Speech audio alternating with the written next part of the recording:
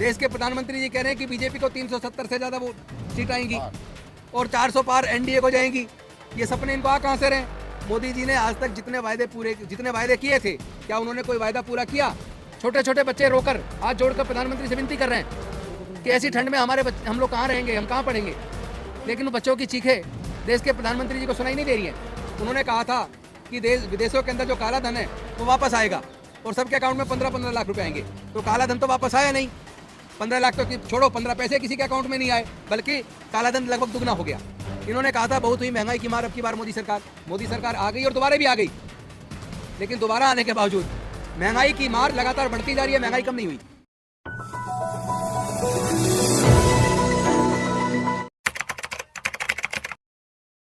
साथियों, अभी पिछले दिनों आप लोगों ने देखा किस तरह झारखंड के मुख्यमंत्री हेमंत सोरेन जी पे जिस तरह के आरोप लगाकर उनको गिरफ्तार किया और उसके बाद विश्वास मत पर सदन में बोलते हुए उन्होंने ईडी को और सीबीआई को चैलेंज किया और केंद्र की सरकार को चैलेंज किया कि वो जो आरोप लगाया गया है कि उनके नाम पर 8 एकड़ ज़मीन है, अगर वो इसके प्रमाण दे दें तो वो हमेशा के लिए राजनीति छोड़ देंगे, यहाँ तक कि झारखंड छोड़ देंगे। लेकिन अभी तक भी कोई प्रमाण सरकार ने या ईडी ने नहीं रखा है। इसका मतलब केंद्र की सरकार ईडी का, इनकम टैक्स का, सीबीआई का दुरुपयोग करके पूरे विपक्ष की सरकारों को कमज़ोर करने में, विपक्ष के नेताओं को डराने में, उन पे झूठे मुकदमे करके उनको जेल में डालने में कर रही है। और एक तरफ आदिवासियों को सता रही है। जैसे आपने देखा हंसदेव जंगल उजाड़े गए, हजारों की मात्रा में पेड़ काटे गए। आदिवासी समाज पेड़ों को बचाने के लिए कितने आंदोलन कर रहा है, लेकिन केंद्र की सरकार नहीं सुन रही है। और बड़े बड़े पूंजीपति अडानी जैसे लोगों के लिए सरकार सत्ता का दुरुपयोग करके, सेना का दुरुपयोग करके, पुलिस का दुरुपयोग करके, जांच एजेंसियों का दुरुपयोग करके आदिवासियों की आवाज़ को बंद कर रही है, दबा रही है। और एक और चीज़ हमने देखा कि ये सरकार जहाँ जहाँ बीजेपी की सरकारें हैं उन सब जगह पर अतिक्रमण के नाम पर लोगों के मकान ढाए जा रहे हैं, लोगों के मकान गिराए जा रहे हैं, धार्मिक स्थल गिराए जा रहे हैं। जैसा अभी आपने देखा उत्तराखंड के अंदर, हल्द्वानी के अंदर, वनपुलपुरा के अंदर, वहाँ धार्मिक स्थल भी गिराए, लोगों के घर भी गिराए। छोटे छोटे बच्चे रोकर हाथ जोड़कर प्रधानमंत्री से विनती कर रहे हैं कि ऐसी ठंड में हम लोग कहाँ रहेंगे, हम कहाँ पढ़ेंगे। लेकिन उन बच्चों की चीखें देश के प्रधानमंत्री जी को सुनाई नहीं दे रही है। और इसलिए सुनाई नहीं दे रही है कि बीजेपी का चाल चरित्र देश के अल्पसंख्यक वर्ग के खिलाफ है, उनका चाल चरित्र देश के अनुसूचित जाति और जनजाति के खिलाफ है। इसलिए जहाँ भी अवैध निर्माण के नाम पर जो जिनकी झुग्गियाँ तोड़ी गई हैं, मकान तोड़े गए हैं, आप देखेंगे पूरे देश में अनुसूचित जाति की बस्तियाँ उजाड़ी गई हैं, ये कह के कि ये तो फॉरेस्ट लैंड में या सरकारी ज़मीन पे। उसी तरह आदिवासियों के घर उजाड़े गए और उसी तरह आपने देखा होगा अल्पसंख्यक समाज के घर उजाड़े गए। यहाँ तक कि राम मंदिर वाले रास्ते पर आपने बिलखते हुए औरतों को देखा होगा, वहाँ भी लोगों के घर उजाड़ दिए। तो इस सरकार की नज़र में लोगों की कोई कीमत नहीं है, लोगों के फंडामेंटल राइट की कोई कीमत नहीं है। एक एक करके ये लोग अतिक्रमण कर रहे हैं। और आपने देखा होगा मणिपुर के अंदर अब तो साल भर हो गया, लेकिन साल भर होने के बावजूद अभी तक प्रधानमंत्री जी नहीं गए। वो प्रधानमंत्री जो छोटी छोटी बात पे अपना वक्तव्य दे देते हैं, वो प्रधानमंत्री जो किसी खिलाड़ी के बीमार होने पर ट्वीट करके कहते हैं उनको जल्दी स्वस्थ होने की मंगल कामना करते हैं, लेकिन मणिपुर के अंदर जिस तरह आदिवासी महिलाओं के साथ हुआ उसके ऊपर प्रधानमंत्री जी की चुप्पी, देश के दलितों, पिछड़ों, आदिवासियों और माइनॉरिटीज़ के घरों को तोड़ने के ऊपर देश के प्रधानमंत्री जी की चुप्पी और विशेष रूप से भारतीय जनता पार्टी का अतिक्रमण, ये देश बर्दाश्त नहीं करेगा। देश के लोग इसका जवाब देंगे। और जिस तरह गुजरात के अंदर मौलाना काजरी जी को उनके पार्ट स्पीच पर, पूरी स्पीच मौलाना हाजरी जी, उनकी पार्ट स्पीच यूज करके यानी कट पेस्ट करके फर्जी कंप्लेंट दिला के उनको गिरफ्तार किया गया। और जबकि एक तरफ ऐसे बहुत सारे हैं जो साधु के बेस पर खुलेआम मुस्लिमों का कत्लेआम करने की बात कर रहे हैं, बौद्धों का कत्लेआम करने की बात कर रहे हैं, ईसाइयों को मारने की बात कर रहे हैं, लेकिन ऐसे भगवा बेस के ऐसे नकली साधुओं को गिरफ्तारी के लिए कोई कार्रवाई अभी तक बीजेपी की सरकार ने नहीं की है। इसका मतलब प्रतीत होता है कि बीजेपी की सरकार एक तरफा अनुसूचित जाति, जनजाति और धार्मिक अल्पसंख्यक लोगों के खिलाफ कार्रवाई करती है। इसको आने वाले समय में भारत के लोग जवाब जरूर देंगे। तो मैं चाहता हूं कि आपके माध्यम से ये बात लोगों तक जानी चाहिए कि केंद्र की सरकार देश के अनुसूचित जाति, जनजाति, पिछड़े वर्ग, मजदूर, किसानों का अतिक्रमण कर रही है, उनको टॉर्चर कर रही है और जनता इसका जवाब जरूर देगी। हल्द्वानी का जो इतना बड़ा इशू हुआ, आपको क्या लगता है क्या जानबूझकर ये चुनाव? नहीं, ये चुनाव से पहले धार्मिक अल्पसंख्यक लोगों को डराना चाहते हैं। ये वोट को पोलराइज करना चाहते हैं, क्योंकि इनको पता है इन्होंने एक भी काम ऐसा नहीं किया जिसकी वजह से देश के लोग इनको वोट डालें। देश के प्रधानमंत्री जी कह रहे हैं कि बीजेपी को 370 से ज़्यादा वो सीट आएंगी और 400 पार एनडीए को जाएंगी। ये सपने इनको आ कहाँ से रहे? मोदी जी ने आज तक जितने वायदे किए थे, क्या उन्होंने कोई वायदा पूरा किया? आपको याद होगा 2014 के अंदर उन्होंने कहा था कि देश विदेशों के अंदर जो काला धन है वो वापस आएगा और सबके अकाउंट में 15-15 लाख रुपए आएंगे। तो काला धन तो वापस आया नहीं, 15 लाख तो छोड़ो, 15 पैसे किसी के अकाउंट में नहीं आए, बल्कि काला धन लगभग दुगना हो गया। इन्होंने कहा था बहुत हुई महंगाई की मार अब की बार मोदी सरकार आ गई और दोबारा भी आ गई। लेकिन दोबारा आने के बावजूद महंगाई की मार लगातार बढ़ती जा रही है, महंगाई कम नहीं हुई। इन्होंने कहा था डॉलर के मुकाबले पर भारत के रुपए की कीमत बढ़ जाएगी, लेकिन डॉलर की कीमत बढ़ती जा रही है और भारत का रुपया सस्ता होता जा रहा है। उस मोर्चे पे भी मोदी जी फेल हुए। उन्होंने कहा था महिलाओं को सुरक्षा होगी, लेकिन महिलाओं पे अत्याचार बढ़ते जा रहे हैं, उस पर भी ये फेल हुए। एनसीआरबी का डाटा है, देश में दलितों पर, आदिवासियों पर, माइनॉरिटीज़ पर और विशेष रूप से महिलाओं पर अत्याचार बढ़े हैं। मोदी जी की सरकार के बनने के बाद ज़्यादा बढ़े हैं। तो उनके तो सारे वादे झूठे साबित हो गए। उन्होंने कहा था हर साल 2 करोड़ लोगों को रोजगार देंगे। रोजगार देना तो दूर की बात है, जिनको मिले हुए थे, जो फैक्ट्रियाँ चल रही थी, इन्होंने नोटबंदी करके फैक्ट्रियाँ बंद कर दी, लोगों को लाइन में लगवा दिया, लोग मर गए और उधर किसान मारे गए।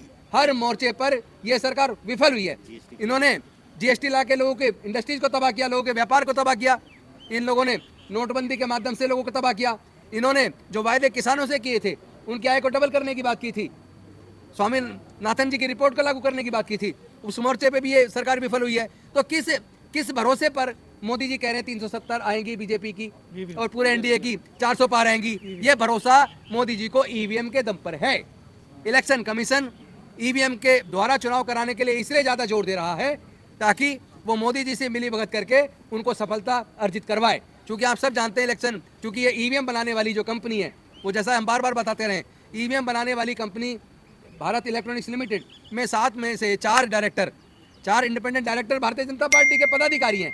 और जैसा मेयर के चुनाव में चंडीगढ़ के अंदर अनिल मसीह नाम के जो प्रिजाइडिंग ऑफिसर उन्होंने बनाए, जो उनके अल्पसंख्यक मोर्चे के पदाधिकारी हैं, और उन्होंने खुलेआम 16 वोट इंडिया गठबंधन के पास थी, उनकी 8 वोटों को इनवैलिड करार देकर और उनसे भी कम 16 वोट वाले भारतीय जनता पार्टी के प्रत्याशी को उन्होंने वहाँ पे मेयर बना दिया। और खुलेआम जिस तरह कैमरे के सामने, ये तो शुक्र हो उस पर कैमरे लगे हुए थे, कैमरे लगे हुए नहीं होते तो उनकी चोरी नहीं पकड़ी जाती। कैमरे के सामने बैलेट पेपर को किस तरह वो काट रहे हैं, किस तरह उसमें धांधली कर रहे हैं, गड़बड़ी कर रहे हैं, इस तरह की धांधली करके उनको जिता रहे हैं। तो भारतीय जनता पार्टी को और मोदी जी को इसलिए यह भरोसा और ज़्यादा बढ़ता जा रहा है कि वो 370 पार आएगी बीजेपी और पूरी एनडीए 400 पार आएगी, क्योंकि इलेक्शन कमीशन कहीं ना कहीं मोदी जी के साथ है और ईवीएम के भरोसे पर मोदी जी ये बात कह रहे हैं कि वो 400 पार एनडीए को जाएगा। आप कह रहे हैं कि हल्द्वानी की जो घटना है, बीजेपी का कहना है कि ये यूसीसी ये वोट को पोलराइज करने के लिए और कुछ नहीं है, ये डराना चाहते हैं।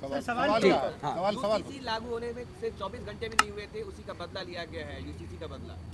उत्तराखंड में यूसीसी लागू हुआ है, लेकिन ये तो पुलिस ने, ये सरकार और पुलिस ने कार्रवाई की थी ना, किसी और ने थोड़ी कार्रवाई की है।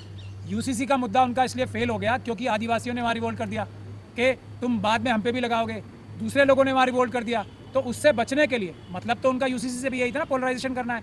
जब यूसीसी से नहीं तो गोली चलवा के, ट्रैक्टर ये बुलडोजर चलवा के, उससे भी नहीं होगा तो अभी कुछ और करेंगे।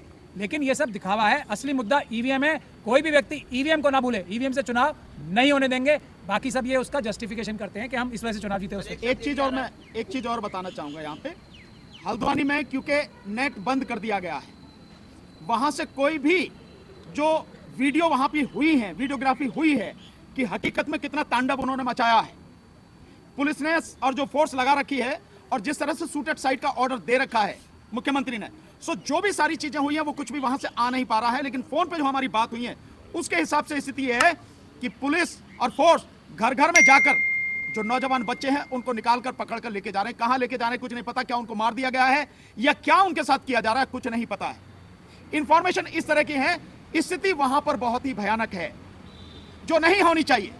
लेकिन इनमें से कोई भी चीज आपको कहीं भी मीडिया पर नजर नहीं आएगी, कहीं भी दिखाई नहीं। और वो लोग भेजें कैसे, क्योंकि नेट बंद है तो कुछ भी यहाँ तक आप तक पहुंच नहीं पा रहा है। इससे एक बात तो स्पष्ट है कि भारतीय जनता पार्टी की सरकार देश में अशांति पैदा करना चाहती है, धर्म के जाति के नाम पर उन्माद पैदा करना चाहती है।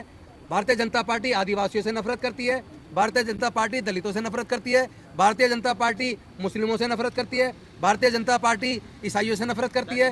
और भारतीय जनता पार्टी कहीं ना कहीं आने वाले समय में देश के लिए खतरा बन गई है। देश को तोड़ने की फिर से एक साजिश हो रही है। पहले भी देश टूटा था तो ऐसे लोगों की वजह से टूटा था जो कट्टरपंथी थे। फिर से देश में कट्टरपंथ पैदा करके एक फिर से भारत का टुकड़ा भारतीय जनता पार्टी की सरकार करना चाहती है। सर, दिल्ली में बुलडोजर की जो मंदिरों के ऊपर, मज़ारों पे, मस्जिदों पे कार्रवाई 600 साल, 250 साल, 300 साल इतने पुराने तोड़े जा रहे हैं, उसके पीछे भी यही सब कुछ जो कुछ आप बता रहे हैं? देखिए, केवल सबके पीछे राजनीति है। एन केन प्रकारेण साम दाम दंड भेद सब कुछ इस्तेमाल करके भारतीय जनता पार्टी केवल सत्ता हासिल करना चाहती है और दूसरा कोई कारण नहीं है। अदरवाइज जो लोग वर्षों से शांतिपूर्वक मिलजुल के रहते थे, वहां पे हिंदू मुसलमान के बीच में दंगे करने की ये प्लानिंग क्यों?